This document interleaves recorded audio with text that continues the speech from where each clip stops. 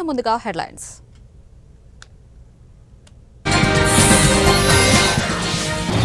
MLC అభ్యర్థులను ప్రకటించనున్న Chandrababu, TDP ఆశావాహుల్లో ఉత్కంఠ.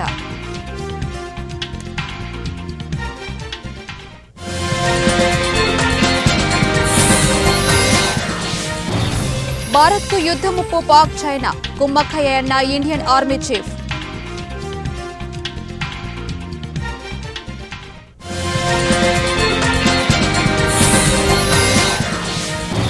మణిపురిలో మారణ హోమం, కేంద్రం చర్యలకు నిరసనగా కుకీలు.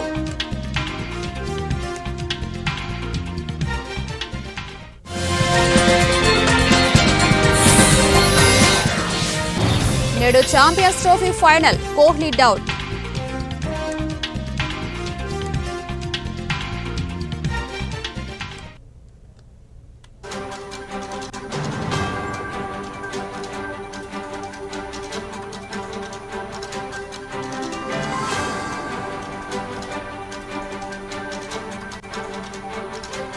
బ్రేకింగ్ న్యూస్ చూస్తున్నాం. ఎమ్మెల్యే కోట ఎమ్మెల్సీ స్థానాల నామినేషన్ల దాఖలకు రేపు చివరి తేదీ కావడంతో టీడీపీ ఆశావాహుల్లో ఉత్కంఠ రేగుతుంది. ఈ రోజు రాత్రికి చంద్రబాబు అభ్యర్థుల పేర్లను ప్రకటించే అవకాశం ఉంది. 10వ తేదీ ఆఖరు తేదీ కావడంతో ఆశావాహులు ఉత్కంఠగా ఎదురుచూస్తున్నారు. 4 ఎమ్మెల్సీల పదవీ కాలం ఈ నెల 29వ తేదీతో ముగుస్తుంది. 1 వైసీపీ నుంచి ఖాళీ అయింది. 5 ఎమ్మెల్సీ స్థానాల్లో 1 స్థానాన్ని మిత్రపక్షమైన జనసేనకు టీడీపీ కేటాయించింది. ఈ క్రమంలో ఆ పార్టీ తరపున కొణిదెల నాగబాబు శుక్రవారం నామినేషన్ దాఖలు చేశారు. మిగతా 4 స్థానాల కోసం టీడీపీ ఆశావాహుల్లో తీవ్ర పోటీ నెలకొంది.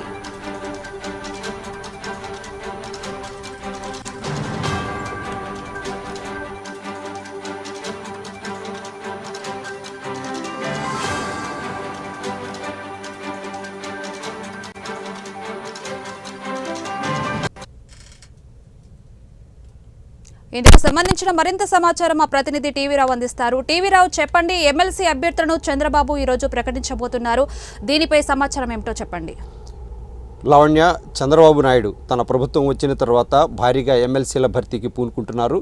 మరి ఈ ఎమ్మెల్సీల భర్తీలకు సంబంధించి టీడీపీ ఆశావహుల్లో తీవ్రమైనటువంటి మనోభావాలకు సంబంధించి కూడా ఇక్కడ చాలా వరకు కూడా ఆశల పల్లకిలో ఊరేగుతున్నటువంటి పరిస్థితి. ప్రధానంగా ఇక్కడ చూస్తే టీడీపీ నుంచి ఆశావహులు గత 5 సంవత్సరాలుగా పదవులు లేక చాలా ఈ కొనారిల్లిపోతున్నటువంటి పార్టీ శ్రేణులు ఇప్పుడు టీడీపీ ప్రభుత్వం అధికారంలోకి వచ్చిన తర్వాత కూటమి నుంచి ఆశావహులు పెద్ద ఎత్తున ఉన్నారు. ఓవైపు జనసేన కూడా దీనిలో 5 ఎమ్మెల్సీ స్థానాలు ఖాళీ అవుతున్న నేపథ్యంలో ఇందులో జనసేన కూడా కోరుకుంటోంది. కోరిన దాని ప్రకారమే జనసేనాని సోదరుడు నాగబాబుకు ఆల్రెడీ ఇక్కడ 1 ఎమ్మెల్సీ స్థానాన్ని కూడా కేటాయించారు. ఇందుకు సంబంధించి ఆయన నిన్న నామినేషన్ దాఖలు చేశారు. ఇక మిగిలిన 4 స్థానాలు కూడా ఏదైతే ఖాళీ అయ్యాయి ఇవన్నీ కూడా ఎమ్మెల్యే కోటాకు సంబంధించినటువంటి ఎమ్మెల్సీ స్థానాలు. ఈ స్థానాల నుంచి పోటీ చేస్తే ఎమ్మెల్యేలందరూ కూడా ఈ ఎమ్మెల్సీలను ఎన్నుకునేటటువంటి ప్రక్రియ కొనసాగబోతోంది. ఇందుకు సంబంధించిన నామినేషన్ల ప్రక్రియ రేపటితో ముగియనున్నటువంటి నేపథ్యంలో ఇంకాసేపు అన్న రీతిలో చంద్రబాబు నాయుడు ఇప్పుడు అభ్యర్థుల పేర్లను ప్రకటించే అవకాశం ఉంది. ఇప్పటికే ఖాళీ అయినటువంటి స్థానాలు ఎక్కువగా మొత్తం కూడా వైసీపీ నుంచి అలాగే టీడీపీ నుంచి ఖాళీ అయిన స్థానాలు ఇవి. ఈ ఖాళీ అయిన స్థానాలు మొత్తము కూడా ఈ ఖాళీ అయిన స్థానాల్లో ఏదైతే యనమల రామకృష్ణుడు, ఏదైతే పర్చూరి అశోక్ బాబు, ఇటువైపు మోపిదేవి వెంకటరమణ రాజీనామా చేశారు. అలాగే జంగా కృష్ణమూర్తి వైసీపీ నుంచి ఎన్నికలకు ముందు రిజైన్ చేసినటువంటి పరిస్థితి. మరి ఈ స్థానాలకన్నిటికీ సంబంధించి ఇప్పుడు నామినేషన్ల ప్రక్రియ కొనసాగబోతోంది. ఇందుకు సంబంధించి టీడీపీ శ్రేణుల్లో కూడా పెద్ద ఎత్తున ఆశలు మరింతగా పెట్టుకున్నటువంటి పరిస్థితి. మరి ఇప్పుడున్నటువంటి పరిస్థితుల్లో టీడీపీకి సంబంధించి ఇప్పటికే ఏదైతే సీనియర్లు చాలా వరకు టీవీరావు, ఇప్పుడు అంటే ఆశావాహులు టీడీపీలో ఎవరెవరు ఉన్నారు, దీనిపై మీరు ఏం చెప్తారు?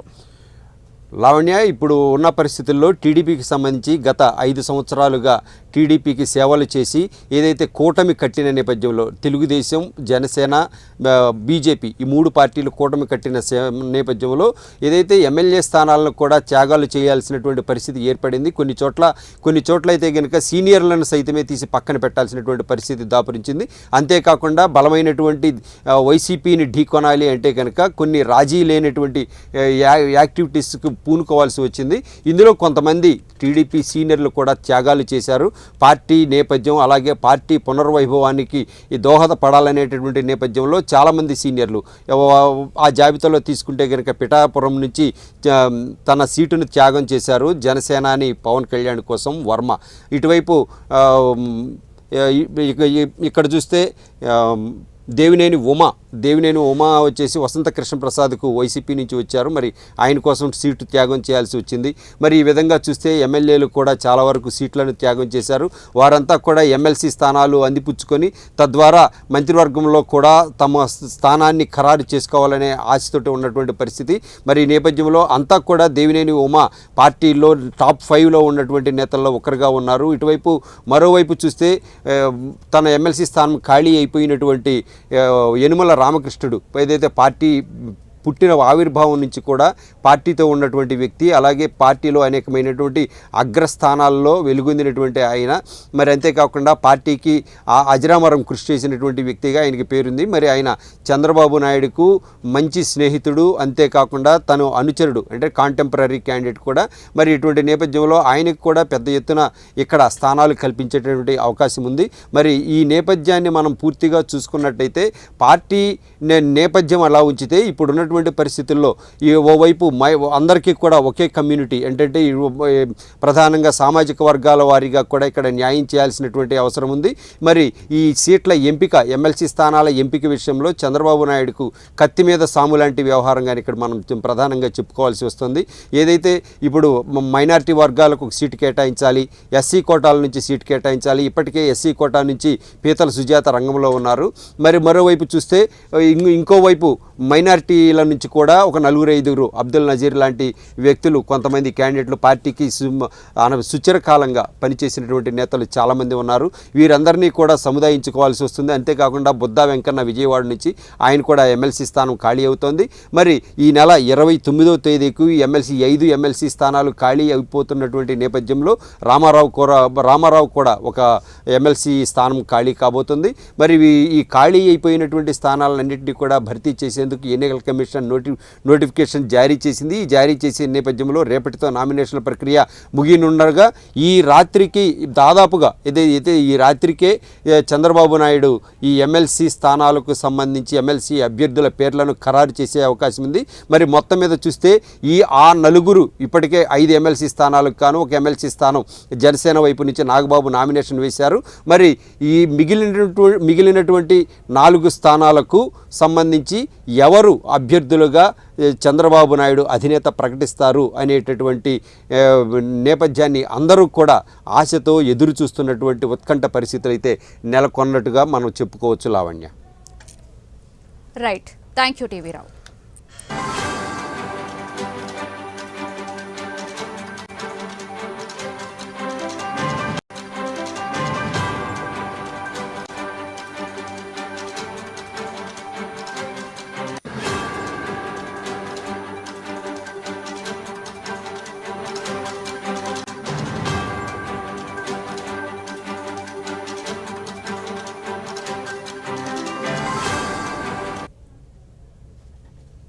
ఛాంపియన్స్ ట్రోఫీలో భాగంగా నేడు భారత్, న్యూజిలాండ్ జట్ల మధ్య టైటిల్ పోరు జరగనుంది. దుబాయ్ ఇంటర్నేషనల్ క్రికెట్ స్టేడియంలో జరగనున్న ఈ మ్యాచ్కు ఇరు జట్లు సన్నద్ధమయ్యాయి.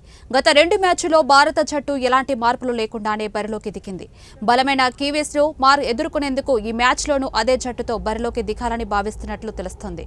స్కిప్పర్కు రోహిత్ శర్మ, శుభమన్ గిల్తో కలిసి ఇన్నింగ్స్ను ప్రారంభిస్తారు. విరాట్ కోహ్లీ మోకాలికి స్వల్ప గాయాలైనప్పటికీ జట్టులో అతడి చోటుకు ఎలాంటి ముప్పు లేదని తెలుస్తోంది.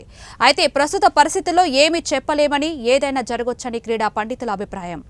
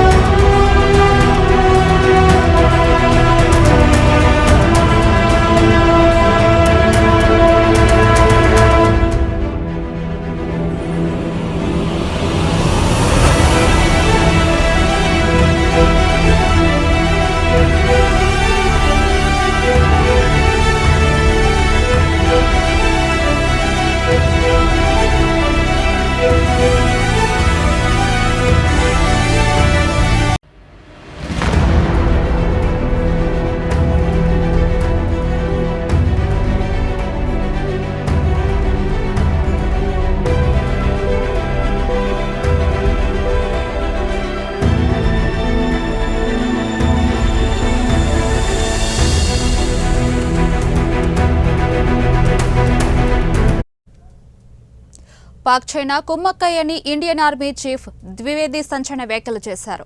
చైనాలో తయారైన యుద్ధ పరికరాలను పాక్ వినియోగిస్తుందన్నారు. అందుకే పొరుగు దేశాల పట్ల భారత్ అప్రమత్తంగా ఉండాలని హెచ్చరించారు. రెండు పొరుగు దేశాల నుంచి ఏకకాలంలో భారత్కు యుద్ధ ముప్పు పొంచి ఉందంటూ ఆర్మీ చీఫ్ ఉపేంద్ర ద్వివేది కీలక వ్యాఖ్యలు చేశారు.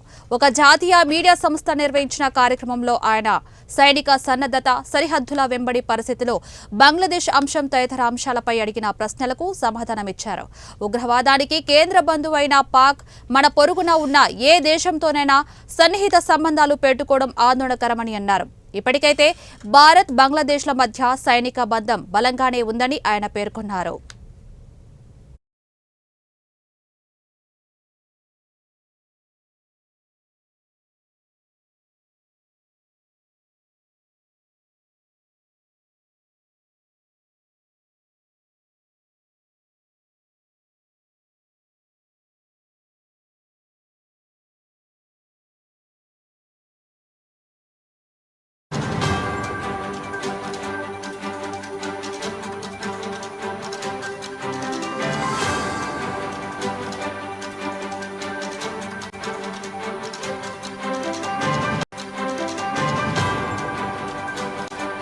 మణిపూర్లో మళ్లీ ఉద్రిక్తత పరిస్థితులు నెలకొన్నాయి.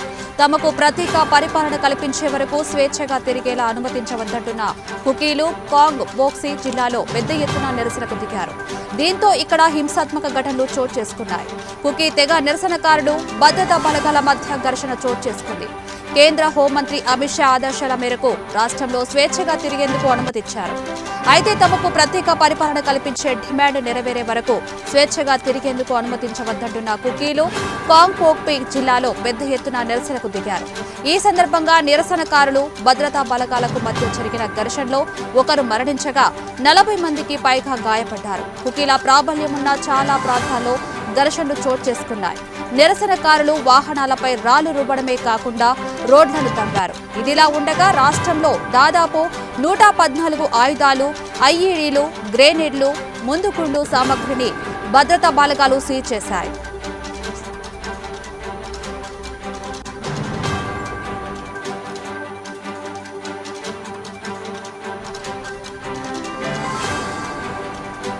మరింత సమాచారాన్ని మా ప్రతినిధి టీవీ రావు అందిస్తారు. టీవీ రావు, చెప్పండి. లావణ్య, మణిపురి మారణ హోమం ఇంకా కొనసాగుతూనే ఉంది.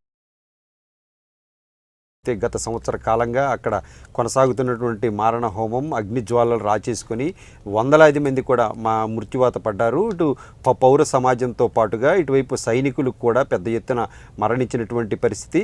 ఈ మరణించిన నేపథ్యంలో ఇక్కడ ప్రధానంగా కుకీలు అలాగే నాగాలు కూడా మరో తెగ ఉంది. అయితే నాగాలు పెద్దగా తెరపైకి రాకపోయినా కూడా కుకీలు అలాగే మేతీల మధ్య మాత్రమే ప్రధానంగా ఇక్కడ పోరాటం కొనసాగుతుంది. ఏదైతే 10% భూభాగం ఉన్నటువంటి మేతీల భూభాగంలోకి కుకీలు రావచ్చు, కానీ కుకీలు ఉన్నటువంటి ప్రాంతాల్లోకి మేతీలు ఏమాత్రం కూడా చొరబాటుకు అనుకూలంగా లేని పరిస్థితులు ఉన్నాయి. అయితే కనుక ఇప్పుడున్నటువంటి పరిస్థితుల్లో గతంలో 10% ఉన్నటువంటి కుకీలు ఇప్పుడు దాదాపుగా 40% దాటిపోయినటువంటి పరిస్థితి. మరి ఈ పరిస్థితుల నేపథ్యంలో తమకు సొంతగా పరిపాలించుకునే హక్కు, స్వేచ్ఛ కావాలని ఇప్పటికే పెద్ద ఎత్తున ఆందోళనకు దిగినటువంటి కుకీలు ఇప్పుడు గత కొంత సంవత్సర కాలంగా కూడా అక్కడ పెద్ద ఎత్తున ఆందోళనకు దిగుతున్నటువంటి పరిస్థితి. ఇది ప్రధానంగా రిజర్వేషన్ల కేటగిరీలో కూడా తమకు న్యాయం చేయాలంటూ ఇటువైపు మేతీలు కూడా తెరపైకి తెచ్చినటువంటి వాదన. మేతీలు అక్కడ మహారాజా వంశాలకు సంబంధించిన వారుగా మొదటి నుంచి గుర్తింపు పొందిన నేపథ్యంలో వారికి ఏమాత్రం కూడా అక్కడ ఈ స్థానాన్ని కల్పించడానికి ప్రభుత్వాలు కూడా వెనక ముందు ఆడుతున్నాయి. అయితే ఆ మధ్యకాలంలో న్యాయస్థానం కూడా మేతీలకు కూడా రిజర్వేషన్లు కల్పించే అంశాన్ని పరిశీలించాలి, లేదా అటువైపు రిజర్వేషన్ తగ్గించాలనే అంశాన్ని పరిశీలించాలనే విధంగా స్పందించిన నేపథ్యంలో ఇక్కడ ఉన్నటువంటి పరిస్థితులు ఒక్కసారిగా ఆందోళనకు దారితీసిన నేపథ్యంలో అక్కడ ఉన్న వారందరూ కూడా ఒకరిపై ఒకరు తన్నుకోవడము, అలాగే ప్రాణాలు తీసుకునేటువంటి పరిస్థితులు ఎదురయ్యాయి. ఏకంగా సైనికులు కూడా ఆయా ప్రాంతాలకు వెళ్ళడానికి భయపడ్డటువంటి పరిస్థితి. మరి ఈ నేపథ్యంలో చూస్తే ఏకంగా ఇప్పుడు కుకీలైతే ఇప్పుడు తాజాగా ఉన్నటువంటి పరిస్థితి. ఇక్కడ కేంద్ర హోంమంత్రి అమిత్ షా ఆదేశాల మేరకు రాష్ట్రంలో స్వేచ్ఛగా తిరిగేందుకు అనుమతి ఇచ్చారుగా, దీనిపై మీరేమంటారు? అవును లావణ్య, ఇప్పుడు ఉన్న పరిస్థితి చూస్తే ఏకంగా కేంద్రానికి సంబంధించి ఇప్పటికే అక్కడ బీరేన్ సింగ్ ఆ రాష్ట్రానికి మణిపురి రాష్ట్రానికి సంబంధించిన ముఖ్యమంత్రి రాజీనామా చేశారు. రాజీనామా చేసిన నేపథ్యంలో ఆయా ప్రాంతాల్లో ఎన్నికలు నిర్వహించేటటువంటి పరిస్థితులు లేనటువంటి నేపథ్యంలో రాష్ట్రపతి పాలన కొనసాగుతోంది. రాష్ట్రపతి పాలన కొనసాగుతున్నటువంటి నేపథ్యంలో అక్కడ ఏకంగా ఏదైతే ఎమర్జెన్సీ కూడా ఉన్నటువంటి అంశాలను ఇక్కడ పరిశీలించాలి. మరి ఈ నేపథ్యంలో స్వేచ్ఛగా ఇప్పటి వరకు కూడా ఆయా ప్రాంతాల్లో పౌర సమాజం స్వేచ్ఛగా సంచరించేటటువంటి అవకాశాలు లేవు. మరి ఈ నేపథ్యంలో అమిత్ షా ఇప్పుడైతే అక్కడ హోంమంత్రిగా పరిస్థితులు చక్కదిద్దాలి అనేటటువంటి కాన్సెప్ట్ని తీసుకున్నారు. మరి అందరూ కూడా ఎవరికి వారు స్వేచ్ఛగా సంచరించవచ్చు, ఎవరికి కూడా హింస జరుగుతుందనే అపోహలు వద్దు అని ఆయన భరోసా ఇచ్చిన నేపథ్యంలో అక్కడ ఉన్నటువంటి పరిస్థితులు ఒక్కసారిగా మారిపోయాయి. మరి ఇటువైపు కుకీలు తమకు స్వేచ్ఛా పాలన కావాలి, తమకు ప్రత్యేక రాష్ట్రం కావాలని కుకీలు డిమాండ్ చేస్తున్నటువంటి నేపథ్యంలో మరి అక్కడ స్వేచ్ఛా పాలనను పూర్తిగా వ్యతిరేకిస్తున్నారు. తమ న్యాయపరమైనటువంటి డిమాండ్లు నెరవేరే వరకు ఇక్కడ స్వేచ్ఛా పాలన అనుమతించబోమని ఈ కుకీలు పెద్ద ఎత్తున ఆందోళన చేస్తున్నటువంటి పరిస్థితి. మరి ఈ ఆందోళనకు సంబంధించి ఇప్పటికే జరిగినటువంటి పరిణామాలు చూస్తే ఈ ఆందోళనలు కాస్త హింసాత్మకంగా మారాయి. ఏకంగా కుకీలకు వ్యతిరేకంగా ఏదైతే పెద్ద ఎత్తున 11 బస్సుల్లో ర్యాలీగా వెళ్తున్నటువంటి మేతీలకు సంబంధించిన ఒక బస్సును తగలబెట్టడం జరిగింది. కుకీలు తగలబెట్టిన నేపథ్యంలో ఆ బస్సులో ఉన్నటువంటి అందరూ కూడా ఏదైతే నిరసనకారులు అయితేనేమి, అయితే మేతీలకు సంబంధించినటువంటి వర్గాలు అయితేనేమి వారిలో ఒకరు మరణించగా 40 మందికి పైగా తీవ్ర గాయపడ్డారు. గాయపడిన నేపథ్యంలో వీరందరినీ కూడా ఆసుపత్రికి తరలించారు. మరి ఈ నేపథ్యంలో ప్రభుత్వం వైపు నుంచి కూడా ఇక వెంటనే ఏదైతే కేంద్ర బలగాలు మోహరించాయి, ఏదైతే ఇవి పెద్ద ఎత్తున ఏదైతే అగ్నిమాపక సిబ్బంది రావడం, ఇవన్నీ కూడా అక్కడ పరిస్థితులు అయితే కనుక సర్దుమణిగేలా చర్యలు అయితే చేపట్టడం జరిగింది. మరి ఎంతకు కూడా అక్కడ పరిస్థితులు అదుపులోకి రాకపోవడంతో మళ్ళీ అక్కడ 144 సెక్షన్ విధించడమే కాకుండా ఇప్పుడున్నటువంటి పరిస్థితుల్లో చూస్తే అక్కడ అనేక చోట్ల ఏదైతే కోక్సీ ఏదైతే ఆ ప్రాంతానికి సంబంధించి కుకీలు భారీగా ఏదైతే అక్కడ మెజారిటీ ఉన్నటువంటి ఆయా ప్రాంతాలకు వెళ్ళేటప్పటికీ మరింతగా నిరసన పెద్ద ఎత్తున పెళ్లిబుకుతోంది. అయితే ఇక్కడ మహిళలే ప్రధానంగా ఇక్కడ సైనికులు ఎవరైనా కూడా ఆందోళనకారులను నియంత్రించే సమయంలో సైనికులు అక్కడికి వెళ్తే ఏకంగా మహిళలే వచ్చి అడ్డుకోవడం, ఏదైతే నిందితులుగా ఉన్నటువంటి వారిని అదుపులోకి తీసుకునే ప్రయత్నాలు చేస్తుంటే మహిళలు అడ్డుగా నిలబడి వారిని ఏదైతే భయభ్రాంతులకు గురి చేయడం, ఆయా ప్రాంతాల్లో ఇక మహిళలపై ఎటువంటి చర్యలు తీసుకోవాలన్నా కూడా మళ్ళీ హ్యూమన్ రైట్స్ నుంచి ఎటువంటి సమస్యలు వస్తాయోనని భయభ్రాంతులతో వారందరూ కూడా వెనక్కి వెళ్ళిపోవడం. మరి ఈ పరిణామాలన్నింటినీ కూడా మనం కూలంకషంగా పరిశీలిస్తే మణిపురిలో ఉన్నటువంటి పరిస్థితులు ఇప్పటికిప్పుడే ఏదైతే సద్దుమణిగేటటువంటి అవకాశం లేదు.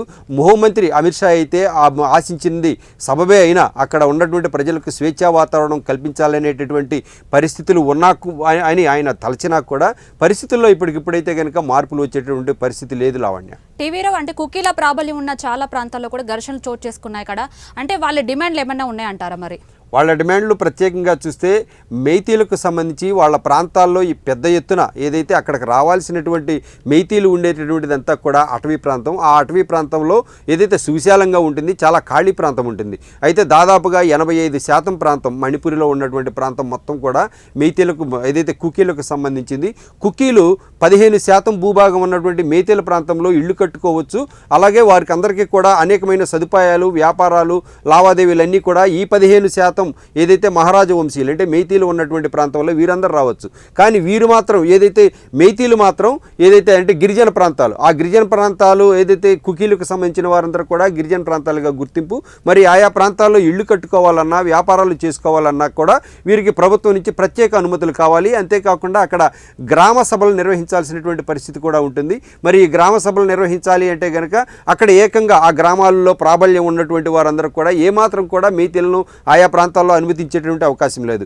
అయితే తమను కూడా రిజర్వేషన్లలో తీసుకువెళ్ళిపోతే తాము కూడా ఇక రాష్ట్రం మొత్తం కూడా అందరి కనుసన్నల్లోనే ఉంటుంది. కాబట్టి మెయితీలు కూడా ఇప్పుడు ప్రధానంగా రిజర్వేషన్లు మాకు కల్పించండి. ఏదైతే ఒకప్పుడు తక్కువగా 10% ఉన్నటువంటి వారు ఈ రోజున 40%కి చేరారు.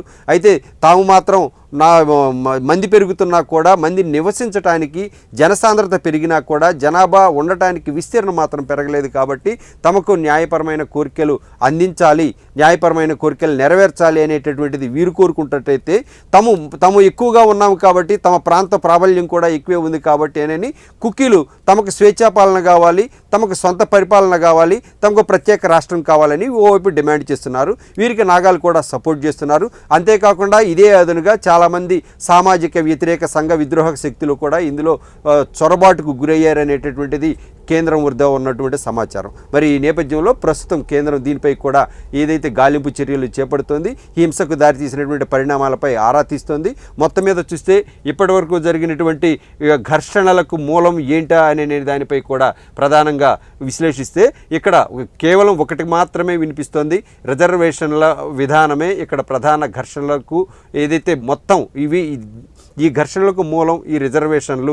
అంతేకాకుండా స్వేచ్ఛా పాలన అనేటటువంటి దాన్ని ఎత్తివేయడం, ఏదైతే స్వేచ్ఛా పాలన అనేటటువంటి దాన్ని కొనసాగించడం. ఇప్పటివరకు స్వేచ్ఛా పాలన లేకుండా అక్కడ రాష్ట్రపతి పాలన ఉంది కాబట్టి ఇక ఆ పాలన ఎత్తివేస్తే కనుక తమ డిమాండ్ అనేటటువంటిది సమాజంలోకి బలంగా వెళ్ళదని కుకీలు వెనుక్కు తగ్గారు అనుకుంటారని కుకీలు ఇప్పుడు తమ డిమాండ్లు నెరవేరాలి అంటే స్వేచ్ఛా పాలన తక్షణమే తీసేయాలి అని కుకీలు కోరుకుంటున్నటువంటి పరిస్థితి. తమకు రాష్ట్ర విభజన అలాగే సొంత పరిపాలన చేసుకునే పరిస్థితులు వచ్చే వరకు ఇక్కడ స్వేచ్ఛగా పౌర సమాజం తిరిగేలా చర్యలు చేపట్టవద్దని కేంద్రానికి ఇటువైపు కుకీలు హెచ్చరికలు జారీ చేశారు. మరి ఈ నేపథ్యంలో కేంద్ర బలగాలు కూడా అప్రమత్తమైనటువంటి పరిస్థితి మనం చూస్తున్నాము. లావణ్య. Right, thank you టీవీరావు.